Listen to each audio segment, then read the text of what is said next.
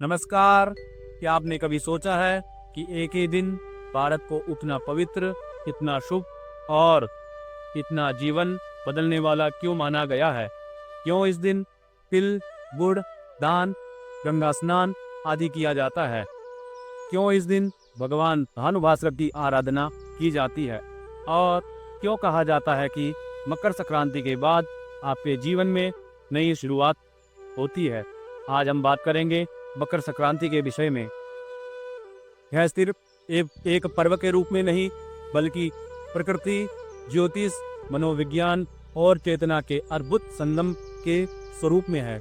यह वीडियो आपको सिर्फ जानकारी नहीं देगा, बल्कि आपके सोचने का तरीका, आपकी ऊर्जा और जीवन को देखने की दृष्टि भी बदल सकता है।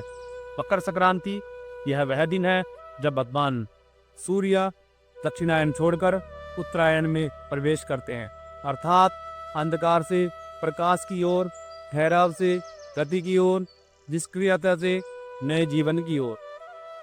दिन लंबे होने लग जाते हैं, रातें पीछे हटने लग जाती और प्रकृति घोषणा करती है, अब आगे बढ़ने का समय है। यह सिर्फ आकाश की घटना नहीं, यह मानव जीवन का संकेत है। सनातन धर्म में मकर संक्रांति को देवताओं का जागरण काल, पितरों की तृप्ति का श्रेष्ठ समय और आत्मा की ऊर्ध्व गति का द्वार बताया गया है।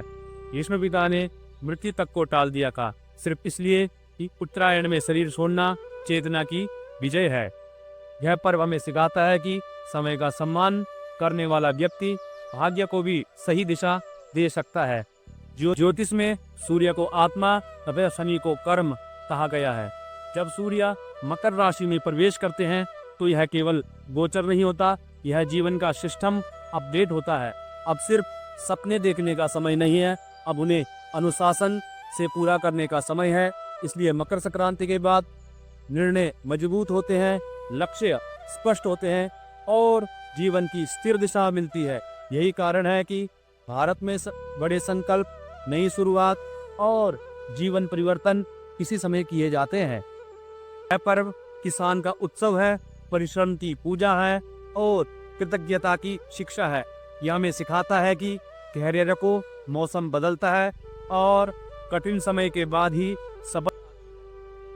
मकर संक्रांति कहती है, जो आज बोओगे वही कल काटोगे। अहंकार छोड़ो, संबंधों को जोड़ो। आज के दिन भगवान सूर्य की आराधना अवश्य करें, भगवान सूर्य को अर्घ्य दें, जिससे आपको आत्मविश्वास के लिए बल मिलेगा।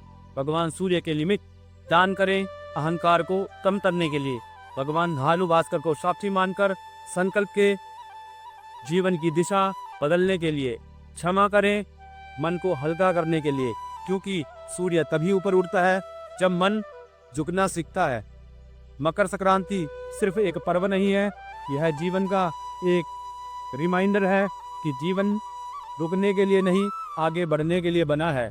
इस मकर संक्रांति के लिए सिर्फ तिल गुड़ मत बांटिए, सोच बांटिए, ऊर्जा बांटिए और अपने भीतर को, सूर्य को जागर कीजिए। सूर्य उत्तरायण हो चुका है, अब आपकी चेतना की बारी है। आप सभी को मकर संक्रांति की हार्दिक शुभकामनाएं।